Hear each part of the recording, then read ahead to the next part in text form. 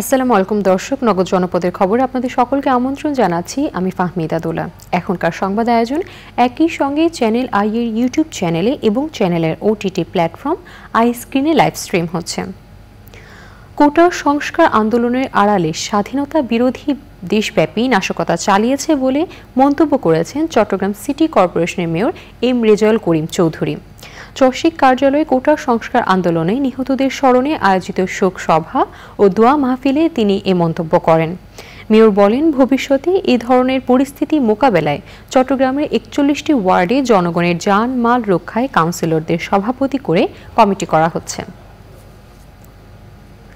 সাম্প্রতিক নাশকতায় মাদারীপুরে ব্যাপক ক্ষয়ক্ষতি হয়েছে। হামলা, ভাঙচুর ও আগুনের ঘটনা ঘটেছে সরকারি বেসরকারি বিভিন্ন স্থাপনা ও যানবাহনে। জেলা প্রশাসনের তথ্য মতে হামলায় প্রায় ৪০ কোটি টাকার ক্ষতি হয়েছে। এসব ঘটনায় ১১টি মামলা করা হয়েছে। মাদারীপুর থেকে রাহাত হোসেনের পাঠানো তথ্য ও ভিডিও চিত্রে রাজীব আহমেদের রিপোর্ট। কোটা আন্দোলন ঘিরে ১৮ ও ১৯ জুলাই সহিংসতায় মাদারীপুরে প্রাণ হারান ৩ শিক্ষার্থী, আহত হন ১০০-রও বেশি। সরকারি বেসরকারি অন্তত ১০টি প্রতিষ্ঠানে ভাঙচুর ও আগুনের ঘটনা ঘটেছে। ১৯৭১ বা ভাষা আন্দোলন থেকে সবচেয়ে ভয়াবহ নিষ্কর্ষজনক কাজ এই মাদারীপুরে ঘটে গেছে। সার্বিক স্টেশনে ব্যাপক ভাঙচুর করে ক্ষতি সাধন করে। সরকার এবং প্রশাসনের কাছে আমাদের যেটা চাওয়া সেটা হলো সরকার আমাদের দিকে সুদৃষ্টি দেয়। জেলা প্রশাসন জানিয়েছে, ভাঙচুর ও আগুনে প্রায় ৪০ কোটি ৮ লাখ টাকার ক্ষয়ক্ষতি হয়েছে। দুর্বৃত্ত চক্রের আক্রমণে ইতিমধ্যে আমরা একটি প্রাথমিক এস্টিমেট করেছি। আমরা একটি তদন্ত কমিটি করেছিলাম ৩ সদস্য বিশিষ্ট, তারা আমাদেরকে একটা প্রতিবেদন দিয়েছে।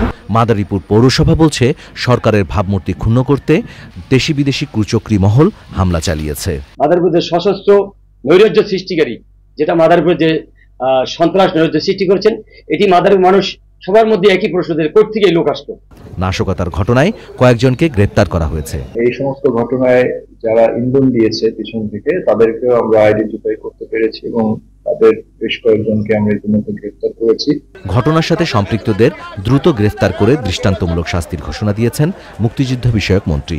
তদন্তের মাধ্যমে তাদেরকে খুঁজে বের করা হবে এবং তাদের দৃষ্টান্তমূলক শাস্তি ইনশাআল্লাহ নিশ্চিত করবে। জেলায় নিরাপত্তা নিশ্চিত করতে সতর্ক রয়েছেন আইন শৃঙ্খলা রক্ষাকারী বাহিনী।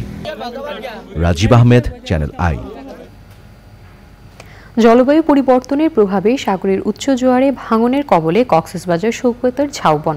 এতে হুমকিতে সমুদ্র সৈকত ও আশেপাশে প্রকৃতি পরিবেশ। ভাঙন রোধসহ ঝাউ গাছ রক্ষায় সমন্বিত উদ্যোগ নেওয়ার দাবি পরিবেশবিদদের। এবারে প্রতিনিধিদের পাঠানো তথ্য ও ভিডিও চিত্র নিয়ে রাজীব আহমেদের আরও একটি রিপোর্ট। ঝালকাঠির শিল্পকলা একাডেমি মিলনায়তনে মোবাইলের অপব্যবহার বিষয়ে সামাজিক সমস্যা নিরসনে ইমাম, পুরোহিত, ফাদার ও সমাজের সর্বস্তরের দায়িত্বশীল ব্যক্তিদের উদ্যোগে করণীয় বিষয়ক আলোচনা সভা হয়েছে। এতে প্রধান অতিথি ছিলেন জেলা প্রশাসক ফারাহগুল নিঝুম। খুলনায় জাতীয় মৎস্য সপ্তাহ ২০২৪ উপলক্ষে সাংবাদিকদের সাথে মতবিনিময় সভা হয়েছে। সভায় প্রধান অতিথি ছিলেন জেলা প্রশাসক মোহাম্মদ ইয়াসির আরিফিন। রংপুর জেলা আওয়ামী লীগের কার্যালয়ে ৫ শতাধিক অসচ্ছলদের রান্না করা খাবার বিতরণ করেছে জেলা যুবলীগ। মাদারীপুরের সহিংসতায় ক্ষতিগ্রস্ত স্থাপনা ও অর্ধশতাধিক পুড়ে যাওয়া পরিবহন পরিদর্শন করেছেন সংসদের চিফ হুইপ নূরে আলম চৌধুরী। ঝালকাঠিতে দরিদ্রদের মধ্যে খাদ্য সামগ্রী বিতরণ করেছেন জেলা আওয়ামী লীগের সাধারণ সম্পাদক ও জেলা পরিষদের চেয়ারম্যান অ্যাডভোকেট খান সাইফুল্লাহ পনির। লক্ষ্মীপুরে জনপ্রতিনিধিদের নিয়ে সন্ত্রাস ও নাশকতা প্রতিরোধ শীর্ষক সভা হয়েছে জেলা প্রশাসকের সম্মেলন কক্ষে।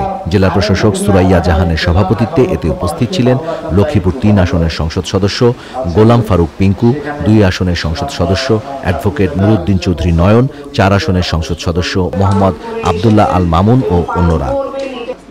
লক্ষ্মীপুরে ১৫ই আগস্ট জাতির পিতা বঙ্গবন্ধু শেখ মুজিবুর রহমানের শাহাদাত বার্ষিকী ও জাতীয় শোক দিবসের প্রস্তুতি সভা হয়েছে। কক্সবাজারকে সার্বিক নিরাপদ পর্যটন শহর করতে সকলের সহযোগিতা চেয়েছেন ট্যুরিস্ট পুলিশ কক্সবাজার অঞ্চলের নবাগত পুলিশ সুপার মোহাম্মদ মঞ্জুর মোর্শেদ। সাংবাদিকদের সাথে মতবিনিময় সভায় তিনি এ সহযোগিতা চান। Rajib Ahmed, channel I. দর্শক, নগদ জনপদের খবর আজকের মতো এই পর্যন্তই। পরবর্তী কৃষি সংবাদ দেখার আমন্ত্রণ জানিয়ে শেষ করছি। ধন্যবাদ সবাইকে।